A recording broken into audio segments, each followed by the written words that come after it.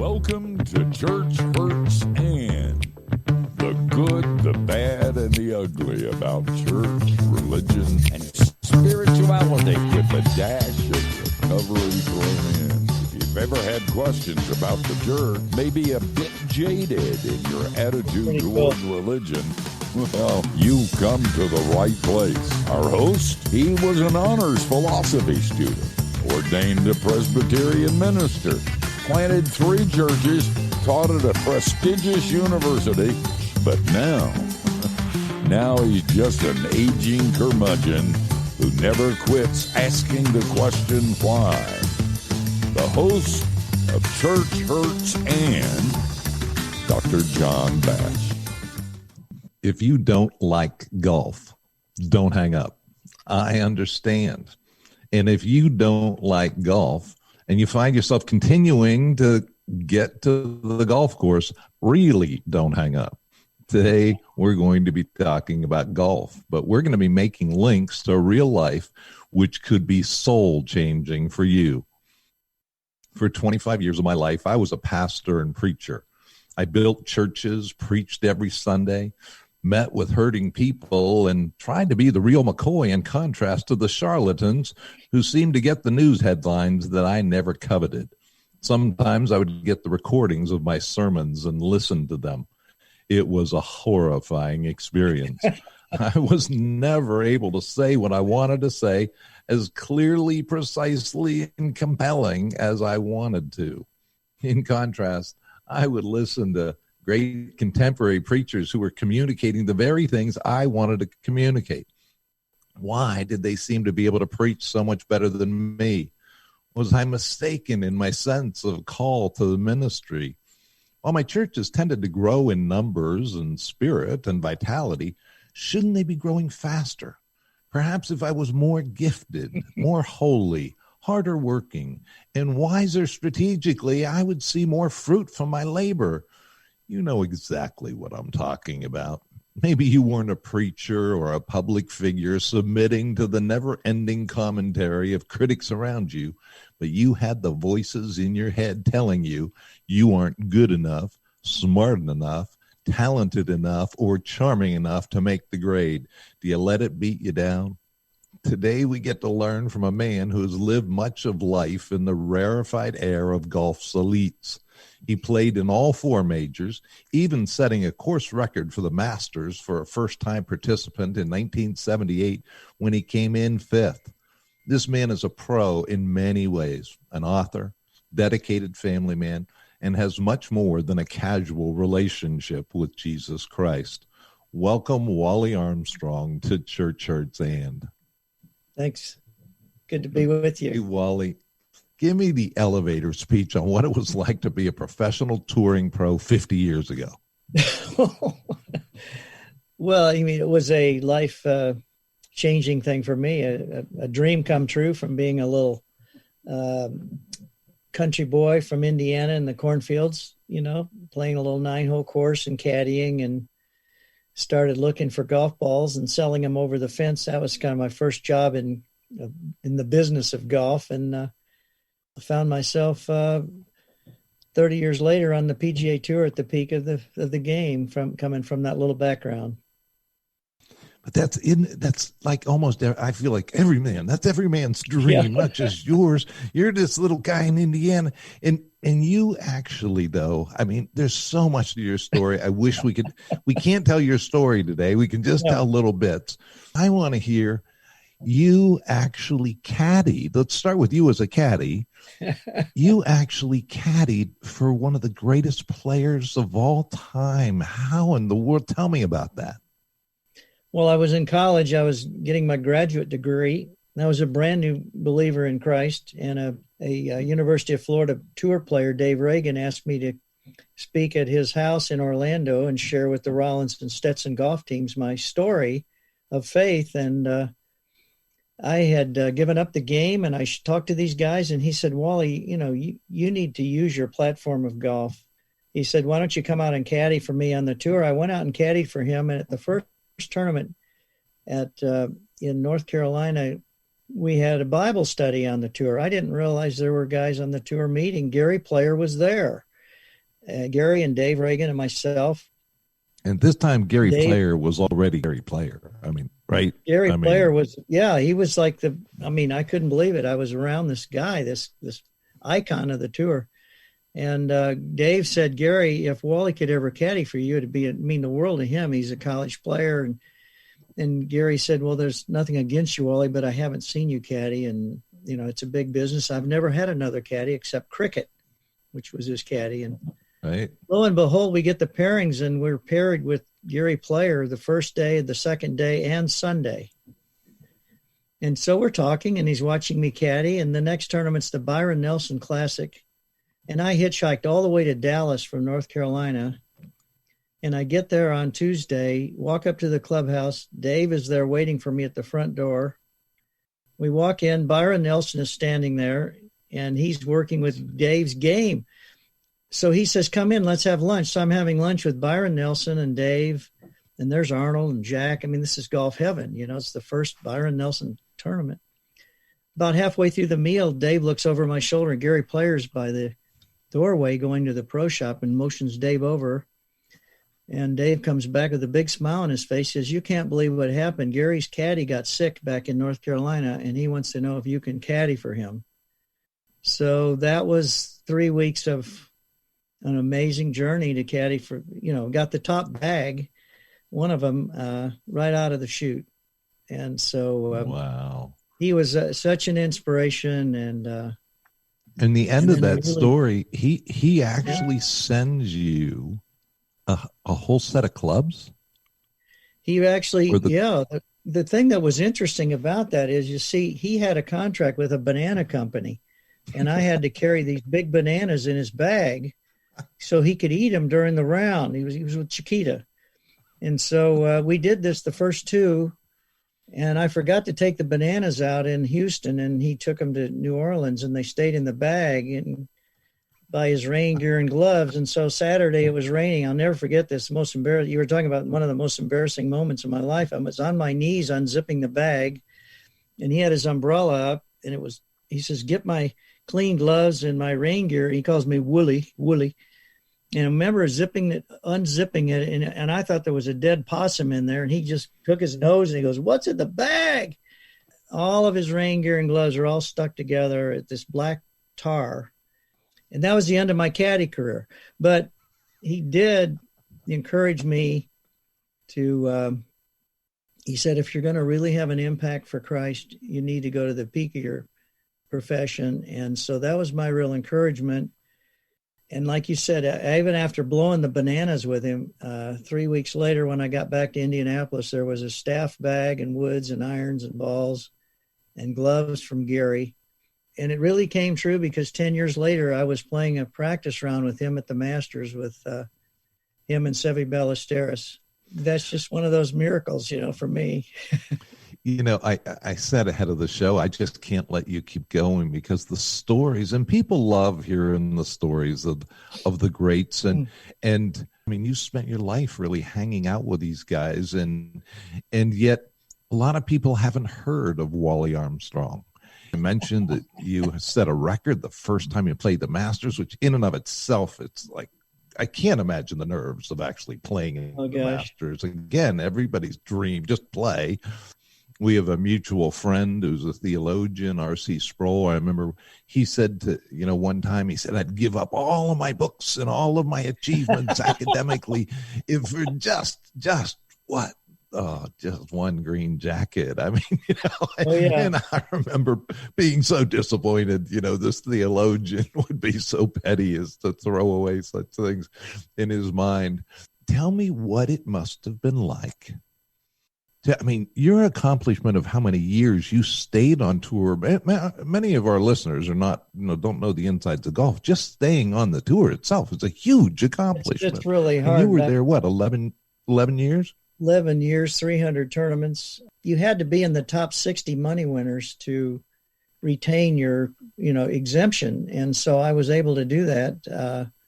And one year I had 6 top 10 finishes, and, 5th in the Masters and 13th in the British Open. And and second in the Western Open in Chicago. And I made a grand total of 62,000. And that's like last place now in some tournaments. That's when I asked you about what it was like 50 years ago. What I was thinking you were going to mention is if you had done what you did now, I mean, you'd be a really wealty dude. That would have been about 3 million, I think, or more. But even finishing fifth in the Masters, I made 11,500, and last year fifth was 460,000, which was more than I made in my whole career. But it was a great experience, John. But you know, the thing that hit it off in that Masters, the last round, the last hole, I'm playing right behind Gary Player. Here's this guy that I had totally blown it on with the bananas, and to look at him and on the green, the last hole, and he ran in that 20-foot putt. I'm standing, but there's no one between me and him. I'm in the fairway, and to see him make that 20-footer and give it the fist pump, and to just think back 10 years before, I'm on my knees just praying, God, help me. I've blown. It was amazing flashback, you know. Well, let's turn to why you were on Church Hurts but actually go from, I just simply can't imagine looking at that leader list on Monday or probably Sunday evening and looking at all the names. Yeah. And everybody only knows number one. And you look at yourself sometimes and you're down there, you know, and people don't even realize the guy made the cut. I mean, that's a big deal itself. But to see all these people ahead of you and to see the numbers printed in the newspaper, I mean, how much did you beat up on yourself? I don't know. It was, I was just happy to be there. I think that was the thing that just being out there is coming from my background. It was such a blessing. And I look back and I think about the people I played with, the pro-ams, you know, the celebrities. I mean, playing like 4 days with Clint Eastwood, you know, and at Pebble Beach, Roger Staub. I mean, you meet all these celebrities, and when you get them on, you know, your front, they're nervous being around you. You know, I remember I played 9 holes with Jack Lemmon, Sean Connery, and Mike Douglas, and they were like shaking because they were being around a tour player.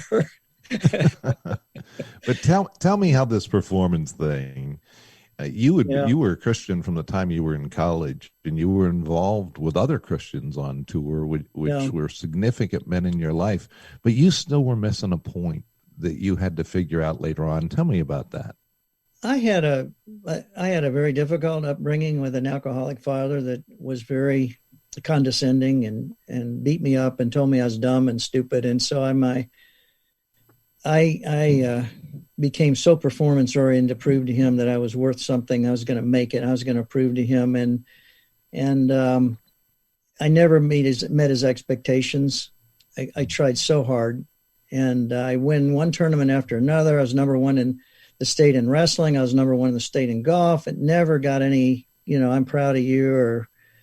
And so when I met Christ in college, I took the same zeal I had towards Jesus. And through counseling, I found out what I did is I put the face of my dad on the face of Jesus. And I never felt like I was ever good enough for him. And so when I played on the tour, there was inside, I was in turmoil. There was a lot of self-condemnation. I was just striving so hard to make it.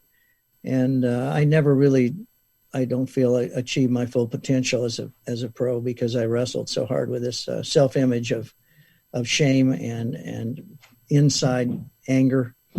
And it really wasn't until later in life that I was able, through counseling, to really deal with that voice in the back of my head, you know. There was a book that helped you. Talk to me about that. A guy, basically a 19th century preacher.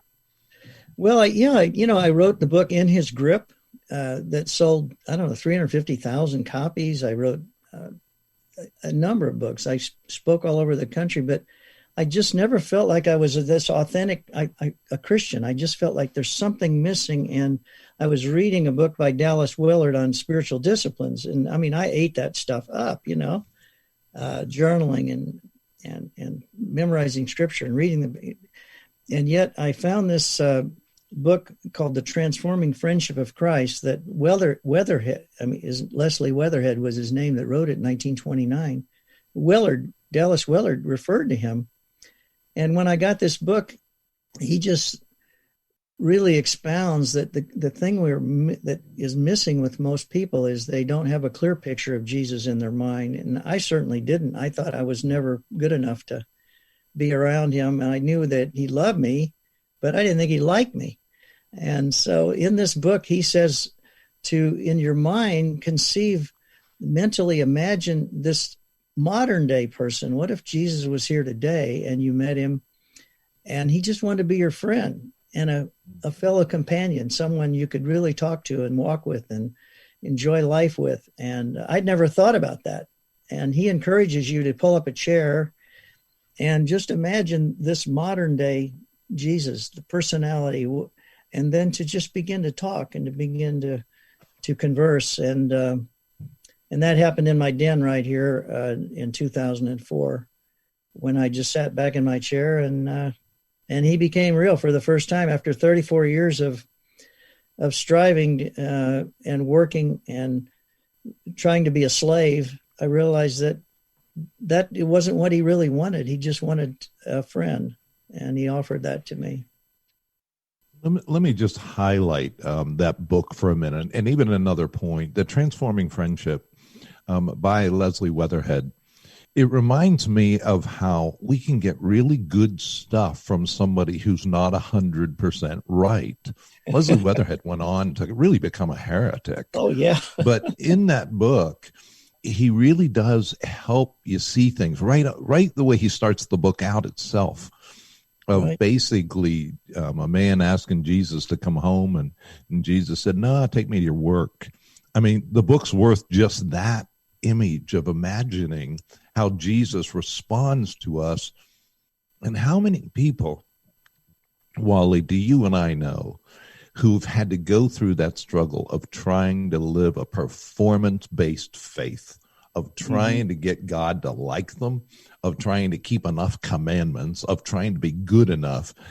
In how many ways can we say that doesn't work? Right? Absolutely. I Yeah, mean, that's you've gone why it's around the so, country. so important for people to deal with their, I've had Debbie and my wife and I opened a beautiful biblical counseling center here in Orlando. It's been going for 26 years. We opened it really for ourselves, but selfishly. But I've really been able to go back and deal with my situation with my father, and through counseling, I've been able to go back and meet him and confront.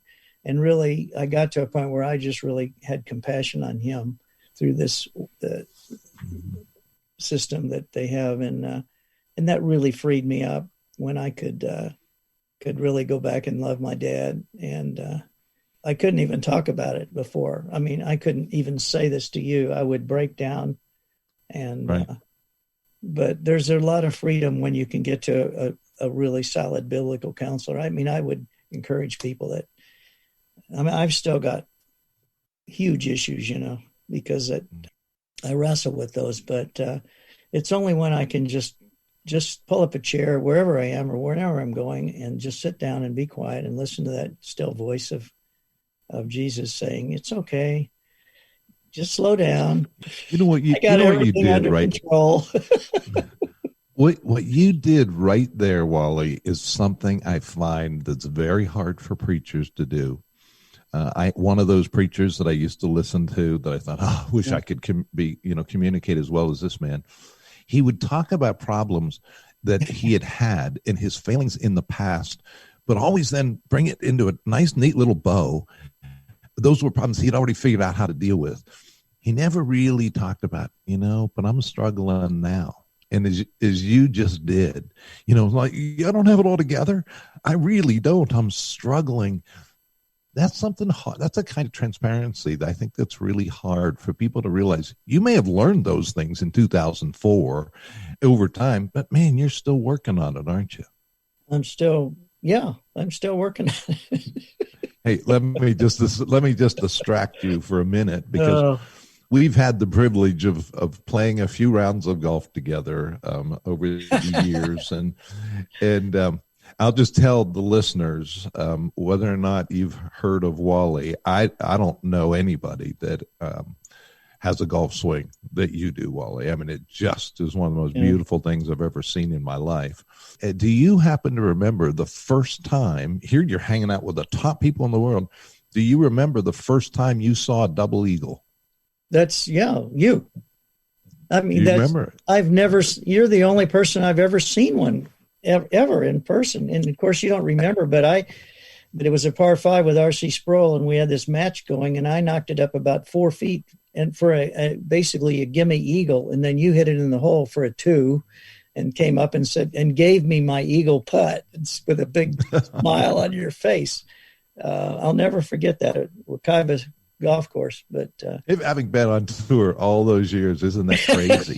But you wrote a book, and here's one I bet you don't know. It just is amazing, though. But you wrote a book, The Mulligan, and that's a book people need to go out and get. You can still get it. You can order it on Amazon. You can get it on iBooks, whatever. In terms of Mulligan, there was a time I was playing up in this dive course.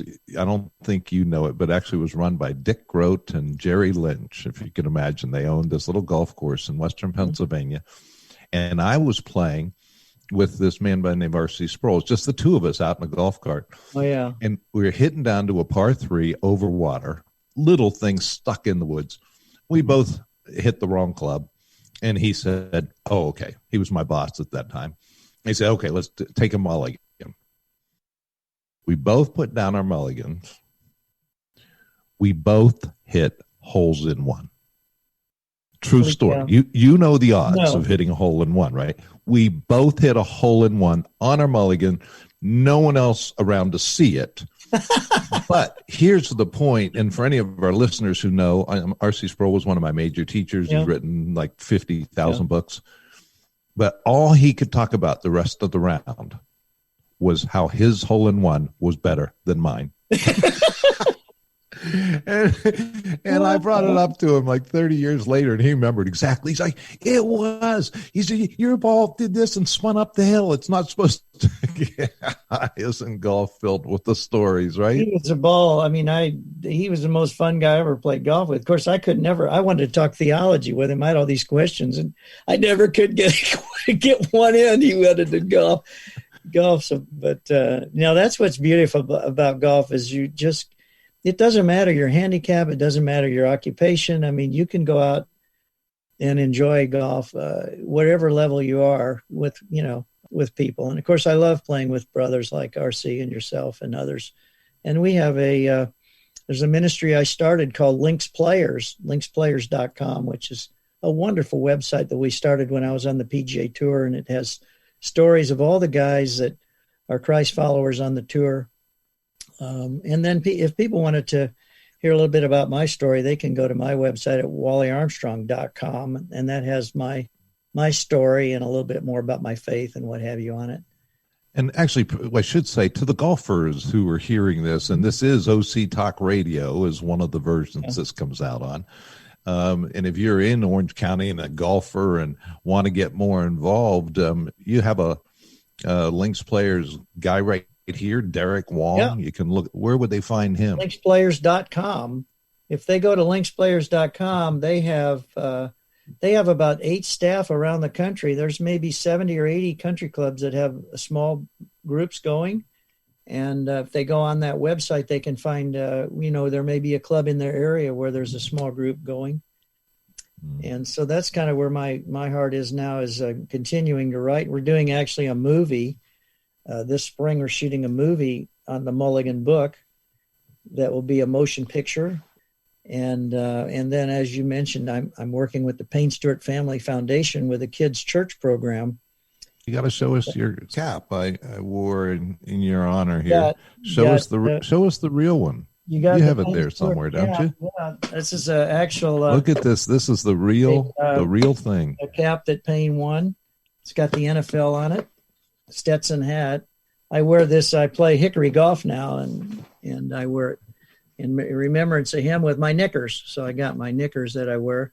The best dressed Just player remember ever. the great, his great story that is going, and there's the kids program. If they want to go get more about this program, they can go to painstewart.org. It's really neat how the players have got behind this. The exhibition they had at Paynes Valley, with Rory and Tiger, they raised $1 million, and a third of that went to the Payne Stewart Kids Golf Program. So we're going to be able to produce a wonderful program for little kids in the churches now and reach them for Christ.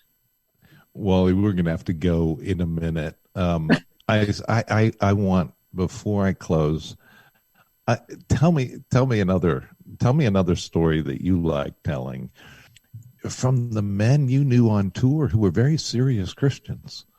Can you tell me one more before we go?